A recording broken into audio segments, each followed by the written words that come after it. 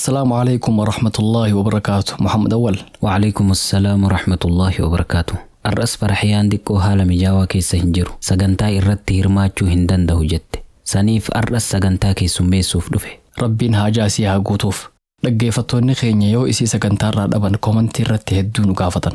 Farhiyaa warra Nuural Hudaa gadi dhaabirraayi. Gaafa Nuural Hudaan eegalu sagantaa jalqabaa isii fi Hizaam Ibraahim yookiin Mahdii Daawideetu takka jedhee eegale.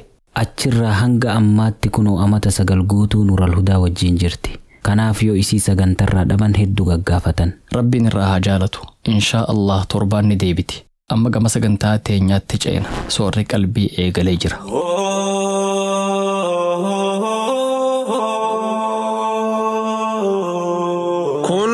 راديو نور الهدى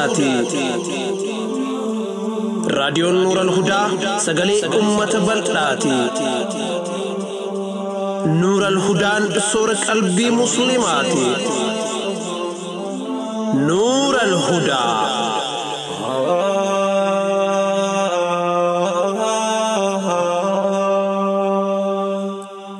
أتي هوتيل يوخين كافي هوغا ديتي فايدمتو تي بي خانتيني بيتا إيكا kana nama hundaatu kennaami. Dhugaadha. Kana nama hundaatu kannaa oola. Garuu dubbiin tun ija shari'aatiin hoggaa laalamtu rakkoo jabduu qabdi. Mee rakkoo akkam? Rasuulli sallallahu alayhi wasallam saxaabii Ibn al-Utabiyyaa nama ja'amu tokko akka zakaa ummatarraa guuruuf ergee beeyta. Hayyee. Ibn al-Utabiyyaanis ajaja Rasuulaa sallallahu alayhi wasallam fudhatee magaalaa keessa bobbahee zakaa ummatarraa guure. Yeroo tana namni wahii kannaa kanneef afaan zamanaatiin tiippii jechuu eekkas. Hayyee. Eeganaa zakaa ummatarraa guuree fi waan isaaf kannamtees fuudhee rasuulatti dhufe. هذا الذي لكم وهذه هدية أهديت لي. كوني خيسني كوني أمو خنانا فخنا ميجئين تولي خنا بود رسولي من بررت ألبه أمة تللبه فإني أستعمل رجالا منكم على أمور مما ولاني الله أني نما إسن الراته تكون هجة شيفتا اتقافة موار ربي الرخائين فيأتي أحدكم فيقول هذا لكم وهذه هدية أهديت لي إيغنا نمنين أن إرقخنت لفه خوني خيتي خنا أمو نماتو هديانا فخنيجا فهلا جلس في بيت أبيه وبيت أمه حتى تأتيه هديته إن كان صادقا إيغسو مالف من أباسا يوخين من هذا ساتا هديا إساف رفتو أجتن أين يولو دبتاته فوالله لا يأخذ أحدكم منه شيئا والله تكون قيسا هاك أملت وأنت نران فرطا إلا جاء الله يحمله يوم القيامة yoo warra guyyaa qiyaamaa waan fudhattan ba'attanii dhufuuf jiraattan malee je'ee ummata dinniin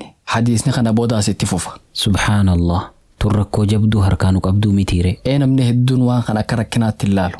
Yaadigaa saxaabiin kun hadiyyaa yookiin tiippii isaaf kannamte fidee dhufe malee maallaqa zakaaf itti kannamerraan tuyne. Gabaabinnaan osoo zakaa guuruuf bahuu baattee maallaqa san bifa hadiyyaatiin namni siif kennu hin jiru jechuu. Akkasuma dubbiin ulamaan dhimma kanarratti waa hedduu dubbatan.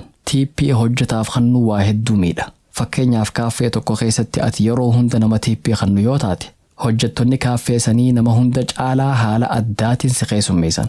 Osoo namni biroo harkatti hiixatu nama san dhiisanii si bira dhufan. Yeroo nyaata siif ajajaniis akka tolchanii siif hojjetaniif warra alawaadaatti himan. Tuni gama tokkoon malaammaltummaa taati jechuu. Hojjetaan yoo tiippii gaarii harkate hojii bareechee hojjeta. Yoo tiippii dhabe ammoo akkuma fedhe godha. Amma mana rifeensaa keessatti yoo ati nama tiippii kennu taate sa'aa dheeraa sirra turan looshinaa fi waan adda addaa hedduu sitti dibaa oolan rifeensa kee haala gaariin bareechanii bifa addaatiin siif tolchan. Kana keessatti abbaa mana rifeensaa ni miidhama. Tokkoffaa dibanni adda addaa kan bifa garagaraatiin siif dibaa oolan silaa nama biroo 2 fi 3 keessummeessuu danda'a. Amma sa'aa rifeensa keetirratti fixansan silaa nama biroo 2 yookiin 3 muruu ni danda'an. Abbaa mana rifeensaa maallaqa hedduu dhaba jechuudha. Kanaafuu hojjetaan mindaa isaaf malu argachuu qaba. Tiippii irraa of qusachuu qabna jechuu. Namni kannuu jaalatee kannuus kana fudhatuu jaalatee gammachuun fudhatuus waan jireenya hawaasaa miidhu eegate irraa fagaachuutu gaariidha. Hunda caalaa wanni Rasuulli sallallahu alayhi wasallam irraa dhoorke waan irraa fagaachuun dirqamaati. Akkasi hedduun keenya diin kana tilmaamaan hordofna. warra diin baratee itti dalagurraa nu haa godhu. Aamiin. Mee eega hangana jennee gama sagantaa teenyaatti haa ceenu. Tole arri guyyaan Jumaadul Aakhir 29 bara 1446 akka lakkoofsa hijiraatti. Deseembar 30 bara 2024 akka lakkoofsa miilaadiyaatti. Akka lakkoofsa Itiyoophiyaatti muddee 21 bara 2017 hoggaa ta'u guyyaan guyyaa isniinaa sagantaan ammoo soora qalbiiti. Qaama dadhabe boqochiisuuf. Qalbii yaadaan cinqamte abdachiisuuf. Dararama nama hubu salphisuuf. Onnee laaftee kakaasuuf. Sammuu mirqaansitee isin bohaarsuuf sagantaan soora qalbii kunoo dhiyaattee jirti. Hoggumallee huu torbaanitti al takkatan isiniif dhihaattu sagantaan soora qalbii amma jalqabdi. Sagantaa sana keessatti yaadota hubannoo cimsan jechoota mimmi'aawoon gurra isin buusu. Dhaamsa qabnuus keessa dabarfachaa isin gammachiisaa yaana. Soora qalbii. Soora qalbii. Gama iyyannoo dhaddacha jaalalaatti ce'uun dura yaadachiisa tokko qabna. Namoonni telefoona Android fayyadamtan Play Store keessa seenaa appilikeeshina keessan update godha.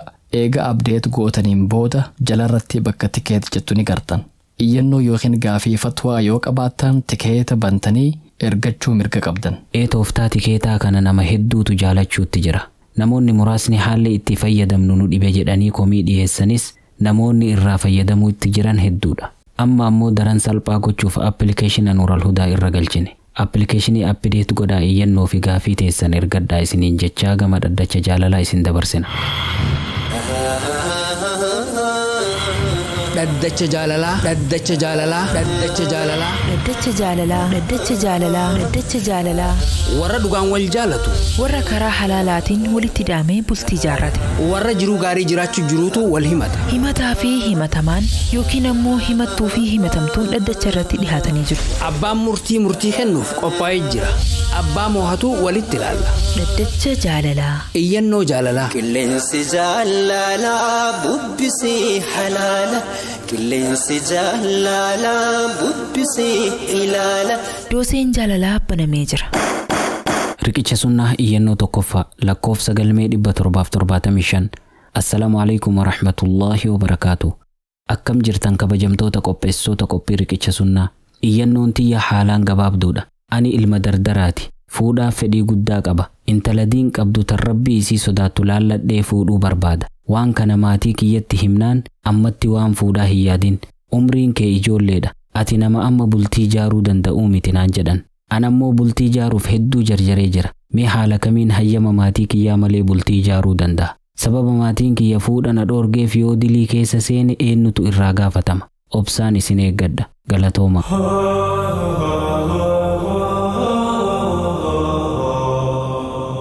Hayyee maal jettan iyyataa kanaan? Silaa gaafii hedduu tan isa gaafachuu qabnutu jira. Gama tikeetaatiin ergate iyyannoo. Lakki liinkii durii irratti ergate. Iyyannoon isaa saniif tursiifamte. Osoo iyyannoo tikeetaa taatee gaafii hedduu gaafanna. Hundaafuu asirratti yaada kennuuf haala isaa beekuun dirqama. Inni nama akkami? Hojii qabaa? Yoo jaartii fuudhe waan ittiin bulfatuun qabaa? Moo qabeenyuma maatiitiin fuudhuuf deema? Kun hundi beekamuu qaba. Yoo nama maatiitti irkatee jiraatu ta'e ajaja maatiitiin deemuun dirqamaa mire. Yoo nama if dandeetees maatii harka darbuun sirrii miti. Akka hundattuu iyyannoo isaa akkuma jirtutti gama abbaa murtiitti dabarsina. Hayyee ati iyyannootti aantu dhiheessi. Tole. Dhaddacha jaalalaa iyyannoo tokkoffaa lakkoofsa galmee 791. Assalaamu alaikum wa rahmatullaahi wa barakaatu. Akkam nagahaa jirtu qopheessitoota qophii dhaddacha jaalalaa. Iyyannoon tiyya gabaabduudha. Ani dhihoo tana bultii jaare. Intala iimaana qabduu tana ibaadaa jabeessitu rabbinaaf kenne. Alhamdulillah haalaan isii jaaladha. Akkasuma isiinis haalaan na jaalatti. Wanti bultii tanya keessatti rakkoo tahee wal nu mormisiisutti jiru dhimma salaataati. Jaartiin tiyya yeroo hunda masjidatti salaatuu feeti. An ammoo manatti salaatuutu irra siif caala. Masjidan deemin ja'aan. Isiin lakkii masjida deemuu fedhaanaan jatti. Tanarratti hedduu wal mormina. Mee tanarratti maal naan jettan? Dubartiin manatti salaatuun akka irra isiif caalu nin beeka. Isiin ammoo ajaja kiyya fudhachuu diddeen na mormiti. Deebisaa teessan obsaaniin eeggadha. Galatooma.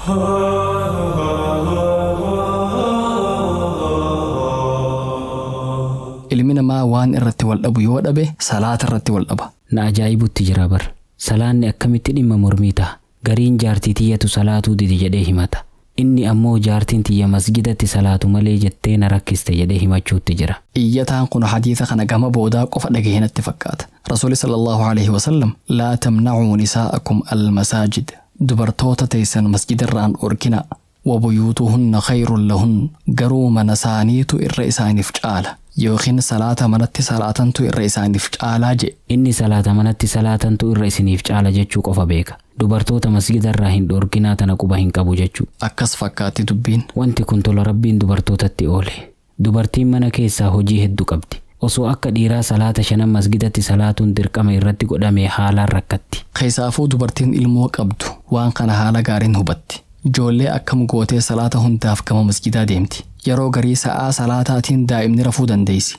Ba'aan dubartoonni mana keessatti qaban waan xiqqaa miti. San qofa osoo hin taane keessattuu salaata halkaniitiif dubartii yoo baatee deemtu rakkoo hedduuf saaxilamuu dandeessi. Rabbiin rahmata isaatiin dubartii tolatti oolee salaata manaatu irra isiniif caalaa je'een. Kanaafuu dubartoonni waan kanarratti rabbii isaaniitiif galata galchuu qaban. Akkasuma dubartiin haala mijaawaa qabdu masgida dhayxee salaatuuf mirga guutuu qabdi. Kana rasuulatu nuuf dhaame. Abbaan warraa jaartii isaa masgidarraa dhorkuun dogongora guddaadha. Kanas hubachuun barbaachisaadha. Waan hafte gama abbaa murtii dabarsina. Dhaggeeffattoota keenya kabajamoo, iyyannoon irraaf kurfeeffanne hanganuma. Namoonni iyyannoo ergachuu feetan appilikeeshinii Nuural Hudaa eega bantaniin booda bakka tikeeti jettu tuqaa achi keessatti iimeela keessaniin riijistar godhaa iyyannoo teessan galmeeffadhaa. Namoonni amma dura tikeeta irratti iyyannoo ergattan waan nuti achirratti isiniif khatamnu dubbisaa deebisaa. Dhaddachi arraa asumarratti goolabama. Qaama dadhabe boqochiisuuf, qalbii yaadaan cinqamte abdachiisuuf, dararama nama hubu salphisuuf, onnee laaftee kakaasuuf, sammuu mirqaansitee isin bohaarsuuf sagantaan soora qalbii kunoo dhiyaattee jirti. Soora qalbii. Soora qalbii.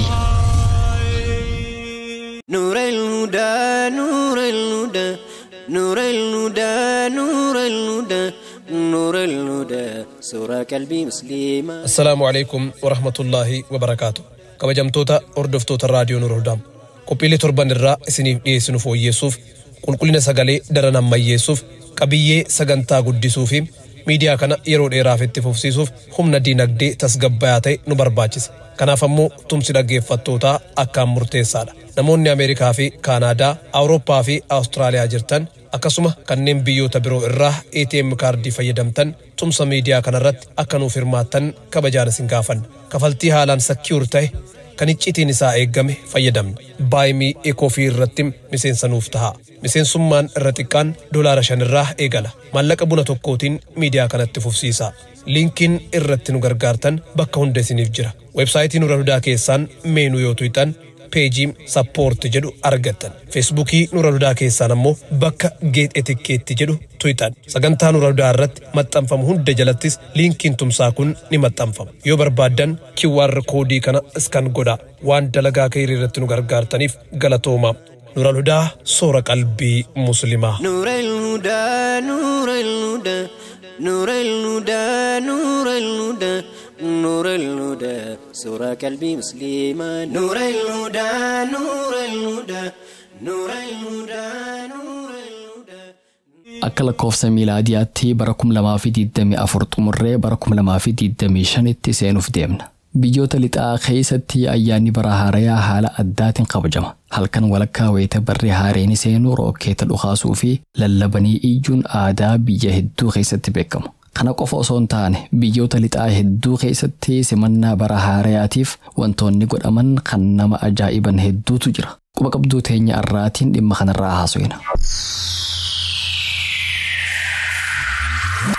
Tana quba qabdu, tana quba qabdu, tana quba qabdu.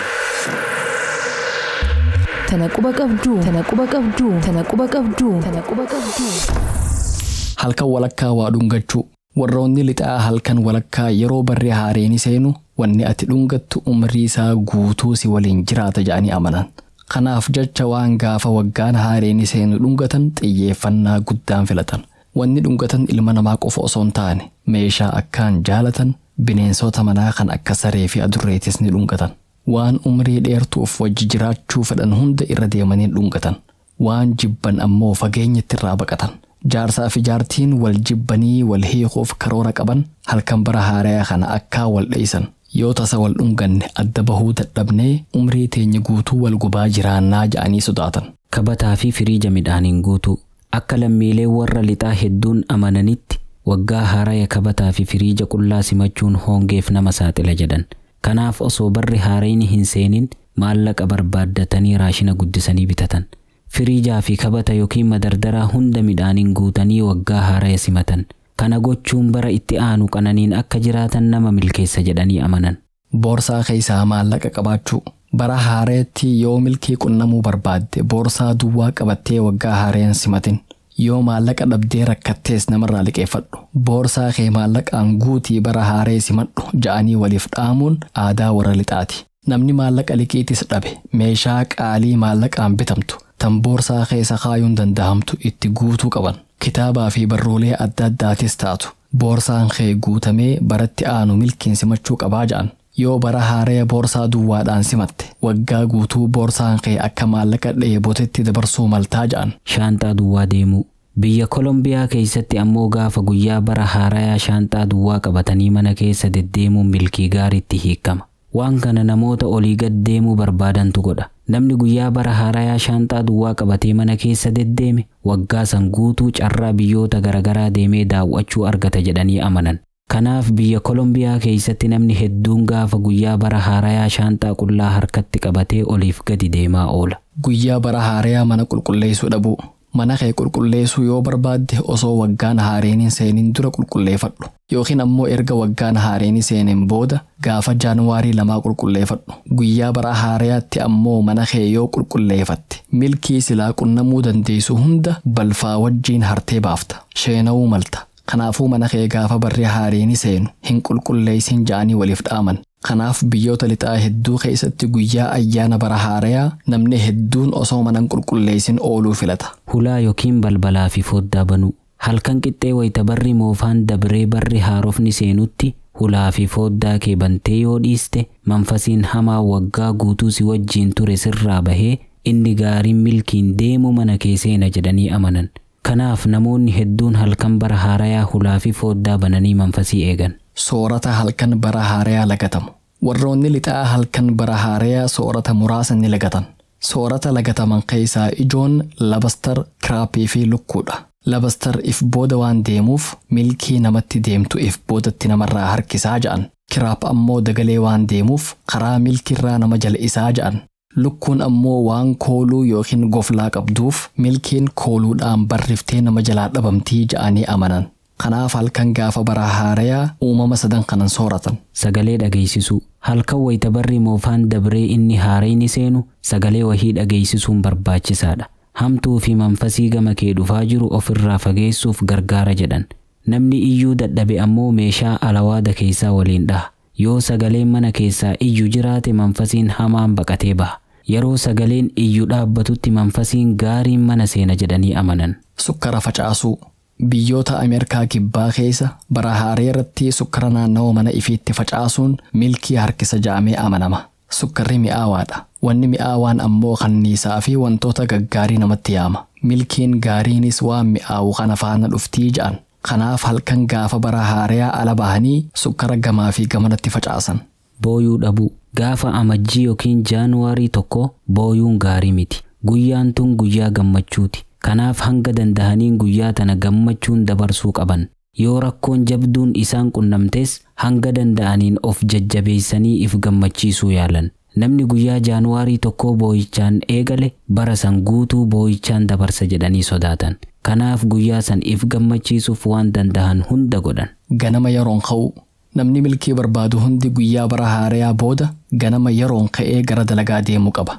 Kanaaf ammoo guyyaa barri haareen seenu dafanii rafuudhaan gaafa Jaanuwaarii 1 ganamaan hirribaa ka'uun barbaachisaadhaa ja'amee amanama. Aadaan tun heddumminaan biyya Poolaand keessatti beekamti. Namni gaafa jalqabaa yeroon ka'e waggaa guutuu ganamaan ka'uudhaaf hin rakkatu. Namni Jaanuwaarii 1 turee orraafatee lafaa ka'e ammoo waggaa guutuu hirribnitti baay'atee isa rakkisaa ja'an. Nama namatti dhihaatuuf maallaqa liqeessuu dhabu.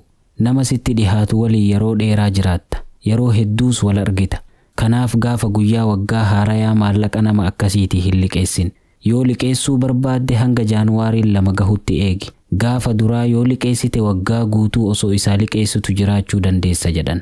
Tunis waa warri lixaa akkaan eeggaturraayi. Wanni asii olitti tarreessine kun hundi aadaa warra lixaati. Islaamummaa keessatti wantoota akkanaa amanuun shirkiidha. Milkii barbaaduuf hulaa banaa bulchuun, kabata nyaataan guutuun, maallaqa borsaatti naquu fi midhaan adda addaa lagachuun yookiin faffacaasuun kun hundi shirkii rabbiin irraa nu dhoorke. Milkiin harka rabbii jirti. Isaatu abbaa fedhe yeroo fedhetti milkeessa. Isaatu nama barbaadees hongeessa. Yaadoota dadhabaa akkanaa kanaan gabroomuu jalaa rabbiin nagee nu baase. Alhamdulillah, rabbiin warra isatti amanee addunyaa fi aakhiraa milkaa'urraa nu haa taasisu. Tana quba qabdu.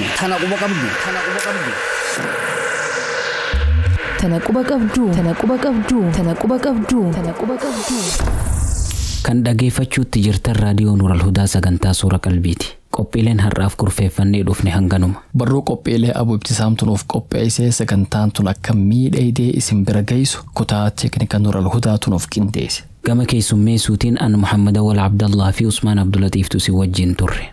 Waan hanga xumuraa obsaan hordoftaniif galatoomaa isiniin jenna. Inshaa Allah torbee qophii birootii walitti dachaana. Hanga sagantaa birootiin walitti deebinutti nagaa rabbii keessa nuuf jiraadhaa, jiruu qananii keessa qubadhaa, milkii duniyaa fi aakhiraa harkadhaa. Wassalaamu alaikum wa rahmatullahi wa barakaatuh.